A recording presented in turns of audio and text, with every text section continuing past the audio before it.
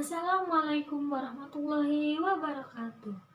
Perkenalkan, saya Angelina Sondak dari kelas PAUD B dengan NIM 2110403045. Di sini saya akan menjelaskan materi tentang konstitusi untuk memenuhi ujian akhir semester mata kuliah kewarganegaraan. Baiklah, di sini saya akan menjelaskan materi tentang konstitusi. Dimulai dari pengertian konstitusi. Konstitusi secara umum adalah asas-asas dasar serta hukum suatu bangsa, negara, atau kelompok sosial, di mana yang menentukan kekuasaan, tugas pemerintah, dan menjamin hak-hak tertentu bagi warganya. Konstitusi juga berarti agregat dari dasar prinsip-prinsip yang menjadi hukum dasar negara, organisasi, atau dari entitas lain. Ada beberapa pengertian konstitusi menurut para ahli, berikut di antaranya. Yang pertama yaitu menurut Bolingbroke, sekumpulan kaidah-kaidah hukum, institusi-institusi, dan kebiasaan-kebiasaan yang diambil dari asas penalaran tertentu serta berisikan sistem umum atas dasar nama masyarakat itu sepakat atau setuju untuk diperintah. Yang kedua yaitu menurut Casey Ward, keseluruhan sistem ketatanegaraan suatu negara yang berupa kumpulan peraturan yang membentuk, mengatur, atau memerintah dalam pemerintahan suatu negara. Yang ketiga yaitu menurut Jimli Asudiki, hukum dasar yang dijadikan pegangan dalam penyelenggaraan suatu negara. Konstitusi juga dapat berupa hukum dasar tertulis yang biasa disebut dengan Undang-Undang Dasar serta dapat pula tidak tertulis. Selanjutnya yang keempat menurut E.C. White, suatu naskah yang memaparkan rangka serta tugas pokok dari badan pemerintahan suatu negara. Selain itu juga menentukan pokok-pokok cara kerja badan tersebut.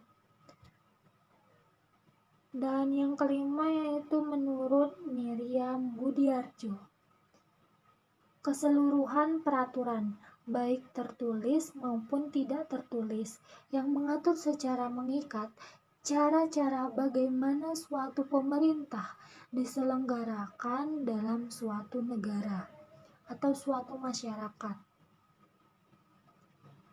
Sebenarnya, konstitusi atau constitution berbeda dengan undang-undang dasar, dikarenakan suatu kekhilafan dalam pandangan orang mengenai konstitusi pada negara-negara modern, sehingga pengertian konstitusi itu kemudian disamakan dengan undang-undang dasar.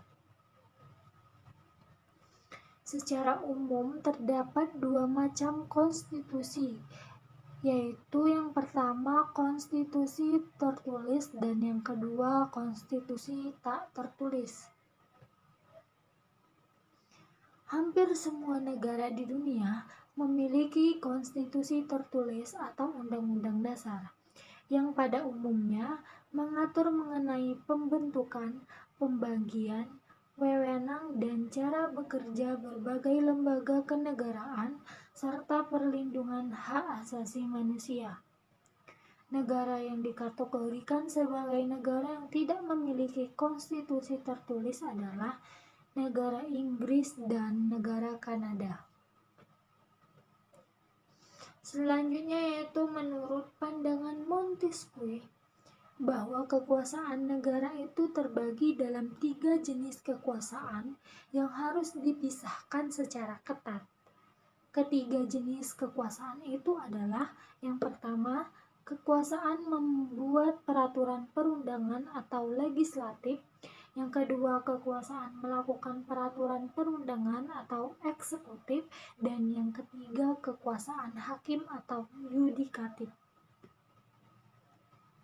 Pada dasarnya, ada dua macam sistem yang lazim digunakan dalam praktek ketatanegaraan di dunia dalam hal perubahan konstitusi.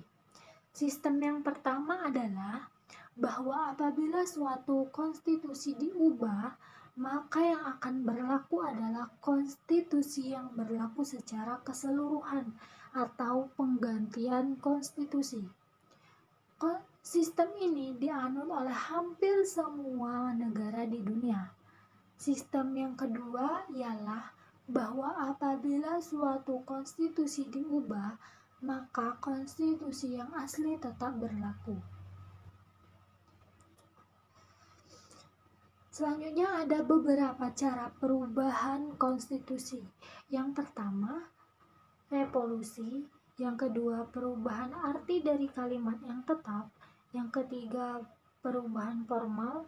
Yang keempat, keputusan hakim. Dan yang kelima, kebiasaan konstitusi.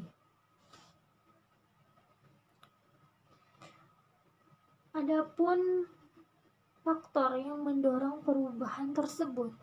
Yang pertama, perkembangan peradaban atau revolusi industri, perkembangan iptek.